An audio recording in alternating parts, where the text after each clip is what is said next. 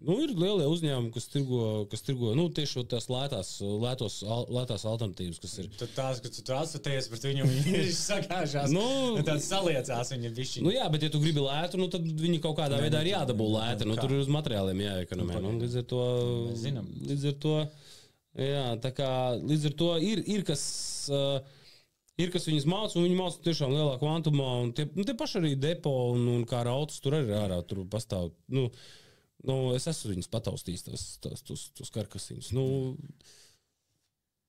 man ir žēl to cilvēku, ka viņi kaut vai, viņi samaksā tāpatās, tas nemaksā 20 eiro. Tie paši, tāpat ir vairāk simti tas pasākums.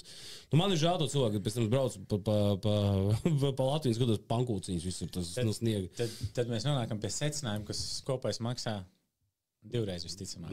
Jo tev siltumnīca nostāvēs tur 10 gadus. Pirmoreiz lētāk, pēc tam bišķiņ dārgāk maksā.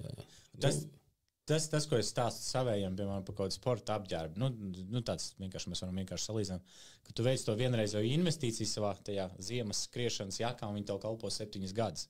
Viņš nopērts par 160 eiro, pieņemsim, vai ne? Un tad tu izdali uz 7 gadiem, cik viņi tev izmaksā gadā. Viņi tev neizmaksā neko.